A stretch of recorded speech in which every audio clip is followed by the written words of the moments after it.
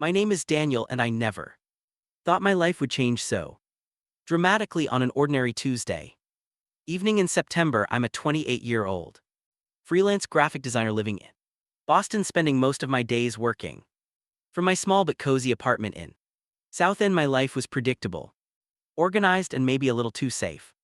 Until the night my building's fire alarm went off. I remember being deeply focused on a client project when the piercing sound cut through my concentration. At first I thought it was just another drill, but the acrid smell of smoke quickly convinced me otherwise.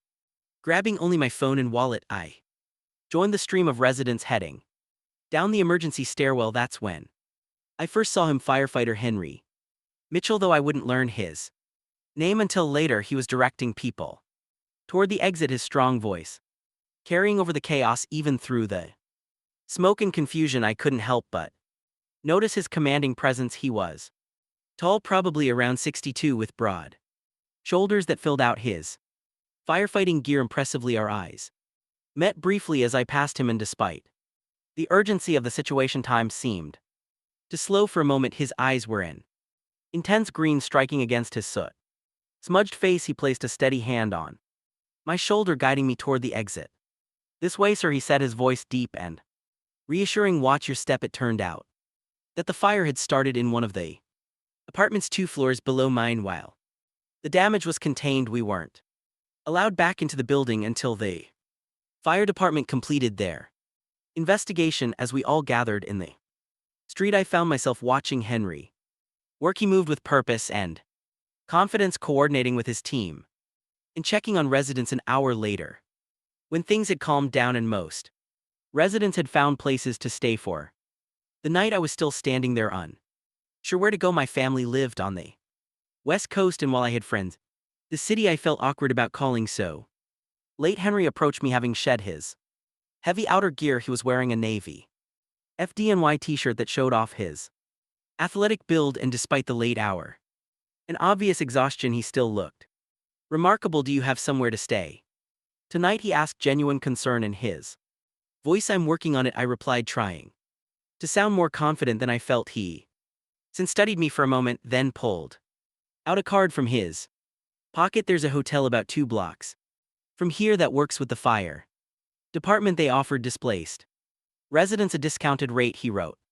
Something on the back of the card: "Show them this and tell them firefighter Mitchell sent you." Our fingers brushed as he handed me the card, and I felt that same electric connection from earlier. He held my gaze a moment longer than necessary, and I saw something flicker in his eyes. "Inners, perhaps." "Thank you," I said, looking down at the card. In addition to the hotel information, he'd written his badge number and what looked like a phone number in case you need anything. He explained, a slight smile playing at his lips. "For the incident report, of course." I tried to ignore the way my heart raced as I tucked the card into my pocket. The hotel turned out to be a charming boutique establishment, and true to Henry's word, they gave me a significant discount. After seeing his note that night lying in the unfamiliar bed, I couldn't stop thinking about him. I kept replaying our brief interactions, analyzing every word, every look. The phone number on the card seemed to burn a hole in my pocket. The next morning, I received clearance to return to my apartment. The damage was minimal on my floor, mostly just the lingering smell of smoke. As I settled back into my routine, I found myself staring at Henry's card more times than I'd care to admit. 3 days later, I finally worked up the courage to send him a text. "Hi, this is Daniel from the fire at Carlton Apartments. I wanted to thank you again for your help with the hotel." His response came surprisingly quickly. "Glad I could help. How's the apartment?" We exchanged a few more messages, each one making my heart beat a little faster. Then came the message that changed everything. "I'm actually doing a safety inspection in your building tomorrow. Maybe I could stop by and check your smoke detectors around 2 p.m. I tried to tell myself it was just part of his job, but something in the way he'd written it suggested otherwise. I agreed and spent the next day nervously cleaning my apartment and changing my outfit 3 times. At exactly 2 p.m. there was a knock at my door. Henry stood there in his uniform pants and a fitted department polo shirt that highlighted His broad chest and strong arms, his dark hair was slightly tzz, and he had a 500 shadow that made him look even more handsome than I remembered. Hi, he said, smiling warmly. Mind if I come in? I stepped aside to let him enter, trying not to stare too obviously as he moved through my space. He did actually check the smoke detectors, but I noticed his inspection was rather thorough, including areas that definitely didn't have any fire safety equipment. You're an artist? He asked, pausing at my desk where several sketches were spread out. Graphic designer, I corrected, moving closer. These are for a client's rebranding project. They're really good, he said, turning to face me. We were standing closer than strictly necessary, and I could smell a hint of his cologne, something woodsy and masculine. Thanks, I managed to say, very aware of his proximity. Do you always do such thorough inspections? A slight smile played at his lips. Only for the interesting cases. Am I an interesting case? Very. His green eyes held mine. In fact, I was wondering if you'd like to get coffee sometime to discuss fire safety. Of course. I couldn't help but laugh. Of course, just fire safety. Well, he stepped slightly closer. Maybe not just fire safety. The air between us crackled with tension. For a moment I thought he might kiss me right there, but instead he pulled back slightly. Tomorrow there's a great coffee shop around the corner from the station, say 11:00 a.m. I nodded, trying to keep my voice steady. I'd like that. After he left, I sat down at my desk, unable to focus on work. I had a date with a firefighter, an incredibly attractive kind, possibly interested in me. Firefighter. The next day couldn't come fast enough. The coffee shop, as it turned out, was a cozy little place called the Daily Grind. I arrived 10 minutes early, nervously adjusting my blue button-down shirt in the windows reflection. Henry walked in exactly on time, looking devastatingly handsome in dark jeans and a gray Henley that showed off his athletic build. Hey, he said, his face lighting up when he saw me. Hope you haven't been waiting long. We ordered out drinks, an Americano for him, a latte for me, and found a quiet table in the corner. Up close I noticed a small scar above his right eyebrow, adding character to his already striking features. So he began, when you're not having firefighters inspect your apartment, what do you like to do? The conversation flowed easily. I told him about my work, my love for art and design, and how moved to Boston from Seattle 3 years ago. He shared stories about growing up in a family of firefighters. His father and older brother were both in the department too. It's kind of a family legacy, he explained, his eyes brightening as he talked about his work. But I love it. Every day is different, and being able to help people, he shrugged, it makes everything worth it, even the late night calls. I asked, thinking back to the night we met, especially those, he said, giving me a meaningful look. Sometimes they lead to meeting interesting people. Time flew by, and before I knew it, 2 hours had passed. As we walked out of the coffee shop, Henry seemed hesitant to end our time together. I know this great Italian place a few blocks away, he said. Would you like to have dinner with me tomorrow night? I'd love to. He walked me to my car, and this time he didn't hold back. As we reached the vehicle, he gently turned me around, one hand coming up to cup my face. I've been wanting to do this since I first saw you, he murmured before leaning in to kiss me. His lips were soft but confident, and I melted into the kiss, my hands gripping his shirt. He tasted like coffee, and something uniquely him, and when he finally pulled back, we were both slightly breathless. Tomorrow night, he said, his voice husky. I'll pick you up at 7. The next evening, Henry arrived right on time, looking incredible in a navy blazer and white shirt. The restaurant was intimate and romantic, with handlaid tables and soft Italian music playing in the background over plates of handmade pasta. We shared more about ourselves. I learned that despite his tough exterior, Henry was deeply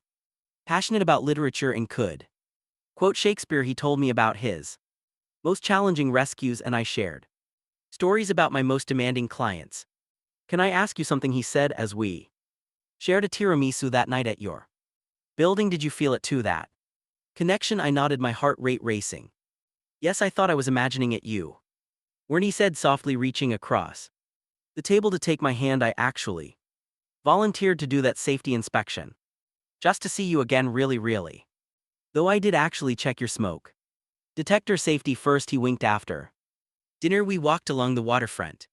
Our hands linked together. The night was cool, and when I shivered slightly, Henry immediately shrugged off his blazer and draped it over my shoulders. Such a gentle, I teased, though I was touched by the gesture. I try, he smiled, pulling me closer, though I have to admit my thoughts about you aren't always gentlemanly. The weeks that followed were like something out of a dream. Henry and I fell into an easy rhythm, working around his 24-hour shifts at the firehouse. On his days off, we explored the city together, finding hidden restaurants in quiet corners where we could just be us. One particular evening, about a month into our relationship, Henry invited me to visit him at the firehouse during his shift. I brought dinner for his whole crew, something I learned was a sure way to win their approval. The other firefighters welcomed me warmly, though I caught knowing smiles and whispered comments. Clearly, Henry had been talking about me. The thought made my heart flutter. So you're the reason Mitchell's been walking around with that dopey smile, teased one of his colleagues. A burly man named Mike. Leave him alone, Henry said, but he was smiling as he wrapped an arm around my waist. The crew's easy acceptance meant more than I could express in this traditionally masculine environment. No one batted an eye at our relationship. If anything, they seemed delighted to see their colleagues so happy. Later that evening, Henry gave me a tour of the station. In the quiet of the truck bay, surrounded by the impressive fire engines, he pulled me close. Thank you for coming tonight, he said softly. It means a lot to have you here, even though your colleagues are determined to embarrass you with stories. Even then, he laughed, then grew serious.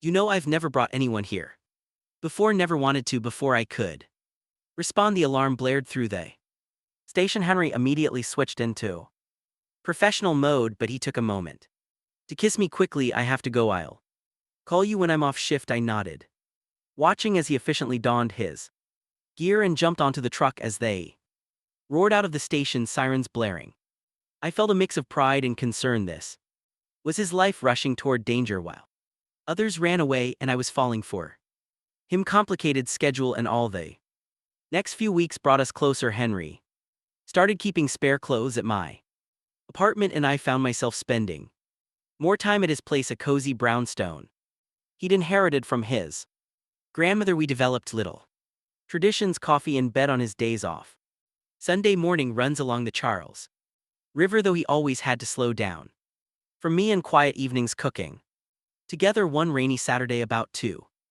months into our relationship, we were curled up on his couch watching old movies when he suddenly muted the TV. Dad, he said, using the nickname only he called me. I need to tell you something. My heart skipped. Okay, he shifted to face me, his expression serious. I know it might seem fast, but I'm falling in love with you. Actually, that's not true. He took a deep breath. I've already fallen in love with you. The world seemed to stop. I looked into his green eyes, seeing nothing but sincerity and vulnerability. There, I love you too, I whispered the words, feeling both momentous and completely natural. His face broke into that brilliant smile I'd come to adore, and he pulled me into a deep kiss. When we finally broke apart, he rested his forehead against mine. Move in with me, he said softly. This place is too big for just me, and I want to wake up with you every morning. I'm not at the station, are you sure? I asked, my heart racing at his proposition. It's a big step. I've never been more sure of anything, he replied, taking my hands in his. These past 2 months have shown me exactly what I want, and it's you here with me. 2 weeks later, I was moving my belongings into James' brownstone. The process of combining our lives was surprisingly smooth. His minimalist style complemented my more artistic tendencies, and we quickly found ways to merge our spaces. My design books found a home next to his firefighting manuals, and my artwork added color to his walls. The first real test of our relationship came a month after I moved in. Henry was called to a major warehouse fire, one that made the evening news. I sat glued to the TV watching footage of the massive blaze, knowing he was somewhere in there. The hours dragged by with no word from him. Finally, at 3:00 a.m., he came home. His face was smudged with soot, and he moved slowly, clearly exhausted. Without a word, I helped him out of his clothes and into the shower, where I washed away the remnants of smoke and fear. I lost someone today, he said quietly as we lay in bed afterward. His voice rough, we couldn't get to them. In time I held him closer, feeling his body shake slightly as he finally.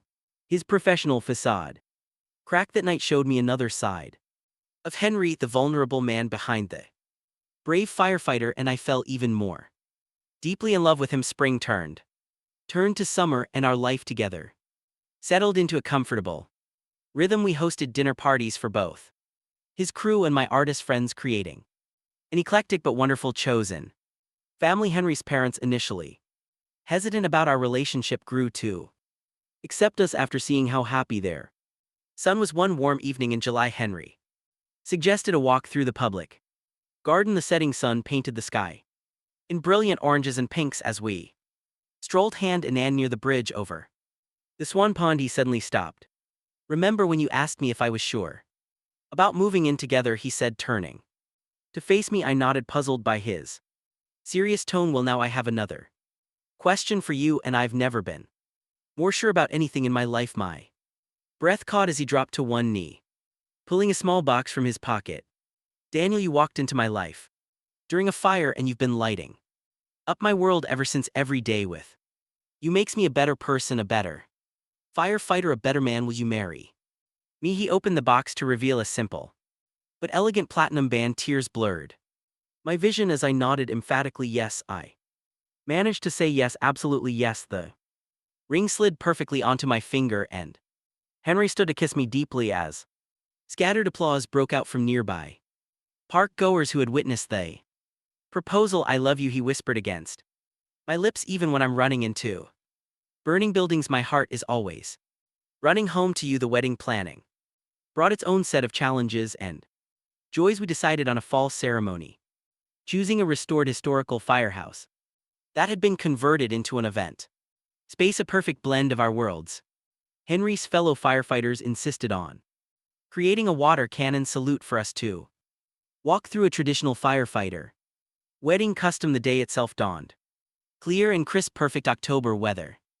I stood in front of the mirror adjusting my charcoal gray seat suit when Mike, Henry's best friend from the station, poked his head in. "Ready to go, Dan? Your firefighter's waiting." Henry looked breathtaking in his dress uniform, medals gleaming on his chest. When our eyes met, as I walked down the aisle, I saw tears glistening in his green eyes. His hands trembled slightly as he took mine. Our vows were personal and heartfelt. Henry spoke about how saving lives had always been his calling, but he never expected that responding to a routine fire alarm would lead him to the love of his life. I talked about how he not only rescued me from a burning building, but had also shown me what true courage and love looked like. Henry Mitchell, take you, Daniel, to be my husband," he said, his voice strong and sure. "I promise to love and protect you, to be your shelter in every storm, and to always find my way home to you no matter what fires I have to walk through." The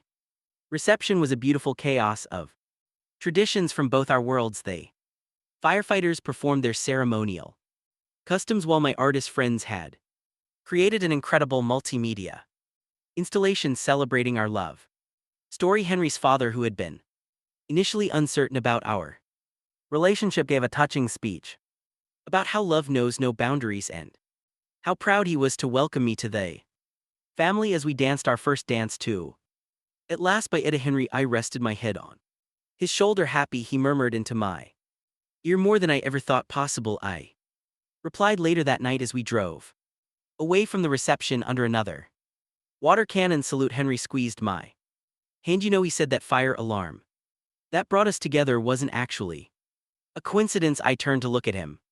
"What do you mean?" He grinned sheepishly. "Remember Mrs. Henderson from 4B? She was cooking and burned something. She could have just opened her windows, but she knew I was working that night and pulled the alarm instead. She'd been trying to set me up for months." I laughed in disbelief. "Are you saying our entire relationship is because of a meddling neighbor with burned cookies?" Hey, firefighters know better than anyone. Sometimes the best things come from unexpected sparks. Now, as I write this, from our home office watching Henry in the garden through the window, I can't help but smile. He's teaching our Recently adopted rescue dog Spark 2. Fetch still in his uniform after his shift. 5 years have passed since that. Fire alarm, and every day I fall more in love with my firefighter. Life isn't always perfect. I still worry every time he goes on a call, and his schedule can be challenging, but I wouldn't change it for anything, because sometimes the best love stories start with a fire alarm, and the bravest hearts aren't just the ones who run into burning buildings, but the ones who choose to love despite the risks.